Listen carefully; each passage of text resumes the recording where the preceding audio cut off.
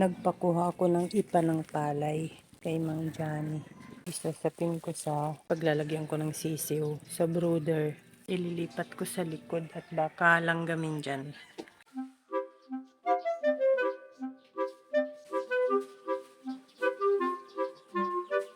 Dito ko sa brooder na may dingding paikot ko ilalagay yung mga sisiw.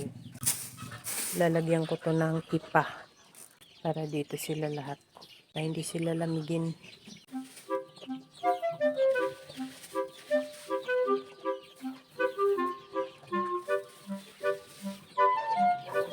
Ayan, okay na yan. Nag-face mask lang ako para hindi ako ubuhin. Nakakaubo ang alikabok. Ayan, nilagyan ko ng karton. Tapos, lagyan ko ng ipa. Tinabingan ko rin ng celluloid para hindi sila lamigin pag mahangin lalo na sa tanghali. Ayan, ready na ang brooder na paglalagyan ko ng mga iwawali na sisiw. Nilagyan ko na ng tabing na celluloid para hindi sila lamigin. Bumili na rin ako ng patukaan. Ililipat ko ng mga sisiw. Tatanggalin ko muna ang inahin bago ko ilipat ang mga sisiw. Ilalagay ko sa fly pan yung mga inahin.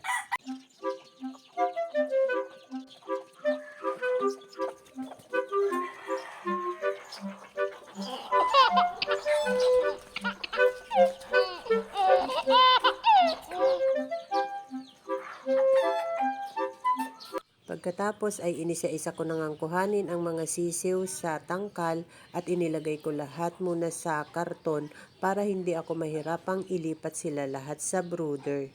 Iniiwasan kong makawala ang mga sisiw dahil mahirap hulihin ang mga sisiw lalo't ganyang maliliit.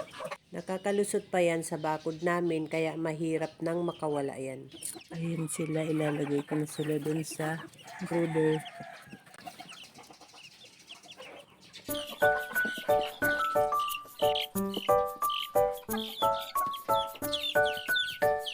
Sweater, lalaki.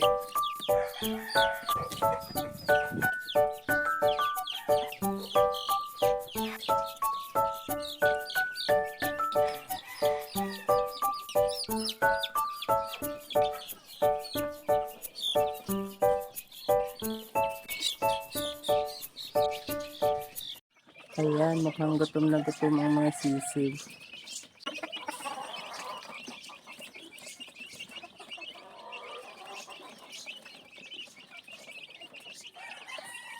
Dalawa naman sila sa patoka eh. Yung isa pang anak ng goldang hindi ko pa nalalagay.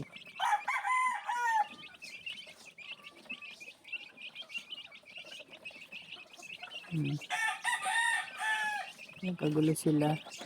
Ayan na ang mga sweater.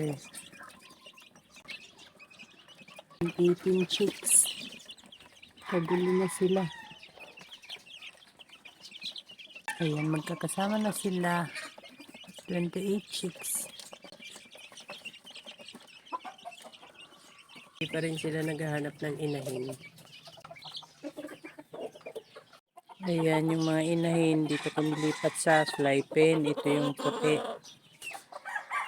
Ito yung ARL. Ito naman yung 5K sweater. Ito naman ang aming 7 times winner line na brood hen. Itong maingay, naririnig ng sisiw.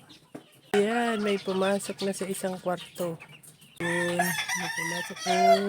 Ayan, may mga nakalipat na. Ayan.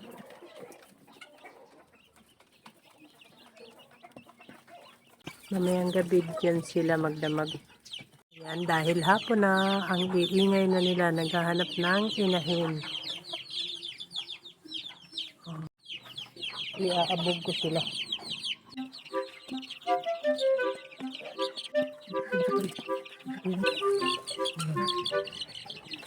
Ayan, very good. Saka natin ang kwarto. Ayan, nandun na sila lahat. Tataklobang ko na ito ng tela. Pag madilim na, hindi na yan mag-iingay. Oops. Ito balon.